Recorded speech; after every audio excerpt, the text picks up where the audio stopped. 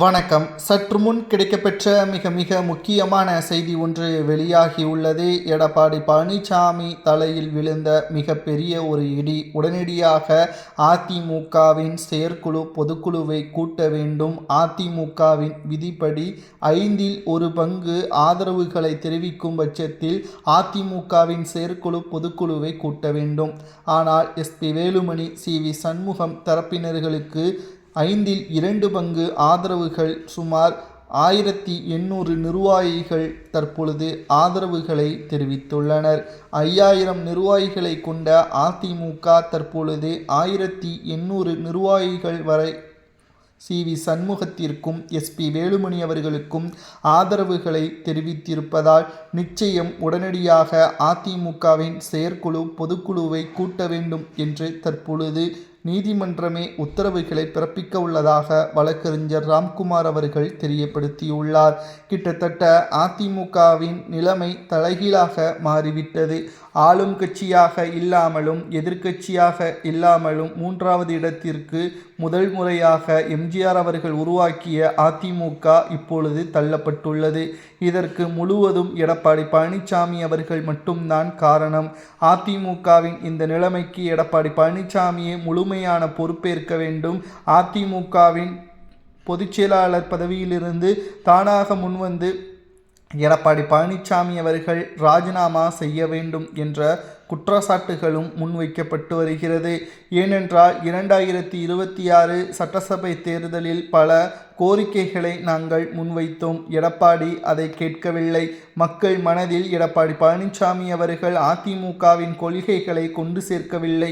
உட்கட்சி மோதல்களில் அதிமுகவில் எடப்பாடிக்கு எதிராக இருக்கக்கூடிய நிர்வாகிகளையும் மூத்த நிர்வாகிகளையும் கட்சியிலிருந்து நீக்குவதற்குத்தான் கடந்த 5 ஆண்டுகளை செலவு செய்தாரே தவிர மக்களுக்கு எந்த ஒரு நன்மையும் செய்யவில்லை. மக்களுக்கு ஆதரவாக போராட்டங்களை நடத்தவில்லை. ஆளும் கட்சிக்கு எதிராக எந்த ஒரு விமர்சனங்களையும் முன்வைக்கவில்லை. கிட்டத்தட்ட அதிமுகவில் 5 ஆண்டுகளில் உட்கட்சி மோதல்களை மட்டும்தான் எடப்பாடி பழனிசாமி அவர்கள் தனக்கு எதிராக யாரும் இருக்கக்கூடாது என்பதற்காக ஓபிஎஸ், வைத்திலிங்கம், மனோஜ் பாண்டியன், புகழேந்தி இன்னும் பல ஏராளமான அதிமுகவின் மூத்த நிர்வாகிகளை கட்சியிலிருந்து நீக்கி கட்சியில் தற்பொழுது முக்கிய தலைகள் இல்லாமல் இருக்கக்கூடிய காரணமே எடப்பாடி தான் என்ற செய்தியும் கிடைக்கப்பெற்றுள்ளது. மேலும் எடப்பாடி பழனிசாமி அவர்களை நம்பி நாம் இனி செயல்பட்டால் நடுத்தெருவில்தான் நிற்க வேண்டும் என்ற குற்றச்சாட்டுகளும் முன்வைக்கப்பட்டு வருகிறது. அனைத்து இந்திய அண்ணா திராவிட முன்னேற்ற கழகத்தின் செயல்பாடுகள் அனைத்துமே தற்பொழுது வெற்றி வாய்ப்பை பெறக்கூடாத வகையில் எடப்பாடி பழனிசாமி அவர்களது சுயநலத்தால் சுமார் 83 தொகுதிகளில் அதிமுக 3வது இடத்திற்கும் தள்ளப்பட்டுள்ளது. அதிமுக இனி மீண்டும் வர வேண்டும் என்றால் இனி கொள்கைகளையும் அதிமுக கொண்டு வந்த சட்ட திட்டங்களையும் மக்களிடம் நேரடியாக கொண்டு செல்ல வேண்டும். அதுதான் அதிமுகவின் வளர்ச்சிக்கு உதவும்.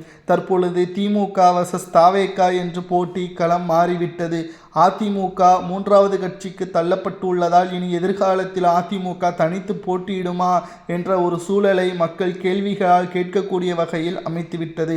தற்பொழுது இருக்கக்கூடிய தலைமுறைகள் ஜென்சி தலைமுறை என்று மாறக்கூடிய வகையில் அமைந்துவிட்டது. அவர்களுக்கான அரசியலை நாம் அவர்களுக்கு புரியும்படியும் அவர்களை தெளிவுபடுத்தும் விதமாகவும் நாம் செய்ய வேண்டும். இனியும் எந்த ஒரு குளறுபடிகளோ மக்கள் மத்தியில் நாம் எடுத்து வைத்தால் அது செல்லுபடியாகாது. உண்மையான அரசியலையும் நேர்மையான அரசியலையும் மட்டும்தான் நாம் ஒற்றுமையாக கட்சிக்காக செயல்பட வேண்டுமே தவிர குறிப்பிட்ட சமூகத்திற்கு ஆதரவாகவோ குறிப்பிட்ட சமூகத்திற்கு எதிராகவோ நாம் இனியும் செயல்பட்டால் அது வெற்றி வாய்ப்பை மிகப்பெரிய அளவில் பாதிக்கும் என்ற தகவலும் தற்பொழுது கிடைக்கப்பெற்றுள்ளது.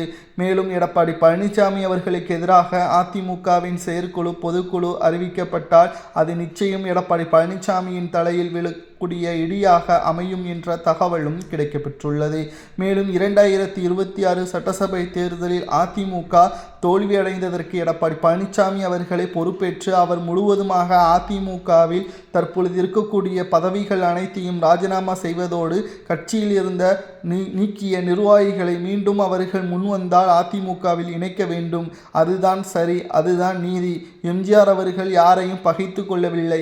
ஏனென்றால் கட்சியின் ஒவ்வொரு தொண்டர்களும் முக்கியம். அவர்கள் வெற்றி அடைந்தார்களோ தோல்வி அடைந்தார்களோ அது முக்கியமில்லை. அவர்களது சேவைதான் அதிமுகவிற்கு முக்கியம். ஆனால் எடப்பாடி அவரது சுயநலத்திற்காக அனைத்தையும் தனது கட்டுப்பாட்டில் வைத்து அதிமுகவின் தோல்விற்கு வழிவகுத்து விட்டார் என்ற குற்றச்சாட்டுகளும் நிர்வாகிகள் முன்வைத்து வருகிறார்கள்.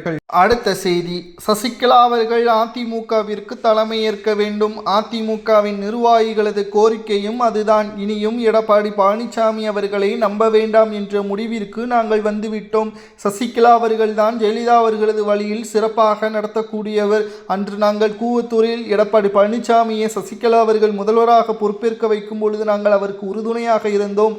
அதற்கு பிறகு எடப்பாடியின் பேச்சை கேட்டு சசிகலாவையே பதவியில் இருந்தும் அதிகாரத்தில் இருந்தும் நீக்கிவிட்டோம். அன்று நாங்கள் செய்த தவறுக்காக இன்று நாங்கள் எதிர்க்கட்சியாக கூட இல்லாமல் அதற்கான தண்டனையை அனுபவித்துக் கொண்டிருக்கின்றோம் என்று சி.வி. சண்முகம் அவர்கள் கூறியுள்ளார். இனியும் அதிமுகவில் பிளவுகள் இருந்தால் நிச்சயம் அது தமிழ்நாட்டில் பேர் இயக்கமாக இருந்த அதிமுகவின் நிலைமை தலைகீழாக மாறி கூட்டத்தில் ஒரு கட்சியாக வந்துவிடும். இது எம்ஜிஆர் அவர்கள் உருவாக்கிய அதிமுகவை சிறப்பாக வழிநடத்திய ஜெயலலிதா அவர்களது அதிமுகவை நாங்களே அதை இழக்கக்கூடிய நிலைமைக்கு தயாராக இல்லை என்பதையும் தற்பொழுது சி.வி. சண்முகமும் எஸ்.பி. வேலுமணியும் கூறி வருகிறார்கள். இனி அதிமுகவின் நிலைப்பாடுகள், அதிமுகவின் கொள்கைகள் அனைத்தையும் மக்களிடம் கொண்டு செல்வதற்கு சசிகலா அவர்களது உதவிகள் தேவை என்பதையும் தற்பொழுது சி.வி. சண்முகம் அணியினர்கள் கூறி வருகிறார்கள். உடனடியாக அதிமுகவின் பொதுக்குழு செயற்குழுவின் பொழுது சசிகலா அவர்கள் அதற்கு வர வேண்டும். அவர்களது முன்னிலையிலே பொதுக்குழு செயற்குழுவை நடத்துவதற்கு நாங்கள் தயாராக இருக்கிறோம். எடப்பாடி பழனிசாமி அவர்களை நீக்கிவிட்டு அந்த இடத்திற்கு தகுதியானவர் சசிகலா என்பதுதான் முக்கியமாக நாங்கள் பார்க்கிறோம். அவரை விட அந்த பதவிற்கு யாரும் இனி தகுதியே கிடையாது. கடந்த 11 தேர்தல்களில் அதிமுக எடப்பாடி பழனிசாமி அவர்களது தலைமையிலான தோல்வியே மக்கள் மத்தியில் பேரதிருப்தியை ஏற்படுத்தியுள்ளது. எடப்பாடி பழனிசாமி அவர்கள் கட்சியிலிருந்து நீக்கக்கூடிய முக்கியமான நிர்வாகிகளை பதவியிலிருந்து நீக்குவதில் மட்டும்தான் ஆர்வம் காட்டினாரே தவிர மக்களின் வளர்ச்சிக்காகவோ மக்களின் ஒட்டுமொத்தமான அந்த வெற்றி வாய்ப்பை அடுத்த கட்டத்திற்கு கொண்டு செல்வதற்கோ எடப்பாடி பழனிசாமி அவர்கள் முயற்சி செய்யவில்லை. அதிமுகவின் நிலைப்பாடுகள் மக்கள் மத்தியில் பேரதிர்ச்சியை ஏற்படுத்திவிட்டது. இனியும் அதிமுக தோல்வியை தொடர்ந்து கொண்டால் நிச்சயம் அது அதிமுக இருக்கின்ற இடம் தெரியாமலேயே மாறிவிடும். இது நடக்காமல் இருக்க வேண்டும் என்றால் அதிமுகவில் மீண்டும் சசிகலா அவர்கள் தலைமையேற்க வேண்டும் என்பதுதான் எங்களது கோரிக்கை என்று அதிமுகவின் நிர்வாகிகள், மாஜி அமைச்சர்கள், முன்னாள் செயலாளர்கள் என்று அனைவரும் சசிகலா அவர்களை வீட்டிற்கே தேடி சென்றுள்ளனர். OS காலனியில் சசிகலா அவர்களது வீட்டிற்கு நேற்று மாலை 6:30 மணி அளவிற்கு முக்கியமான நிர்வாகிகள் சென்றுள்ளனர். அதில் எடப்பாடி பழனிசாமி அவர்களுக்கு எதிராக நாம் செயல்பட வேண்டாம். முதலில் அவரது பதவியை பறியுங்கள். அவர் அதிமுகவிலேயே இருக்கட்டும். செயற்குழுவை கூட்டுங்கள். அதற்கு பிறகு நான் சொல்வதை கேளுங்கள். அதிமுக இணையும் பிளவுபட்டு ஒவ்வொரு நிர்வாகிகளும் நமக்கு முக்கியம். உண்மையாகவும் விசுவாசியாகவும் அம்மா அவர்களுக்கு வழியில் செயல்படக்கூடிய நிர்வாகிகள் மட்டும்தான் நமக்கு தேவை என்பதையும் சசிகலா அவர்கள் கூறியுள்ளார். இது எடப்பாடி பழனிசாமி அவர்களது தலையில் விழுந்த மிகப்பெரிய ஒரு இடியாக பார்க்கப்படுகிறது. இதை பற்றி உங்களுக்கு கருத்துக்களை கமெண்ட் வாயிலாக கூறுங்கள். அதிமுகவின் தலைமைக்கு சரியானது சசிகலாவா அல்லது எடப்பாடியா என்பதை மறக்காம கமெண்ட் வாயிலாக கூறுங்கள்.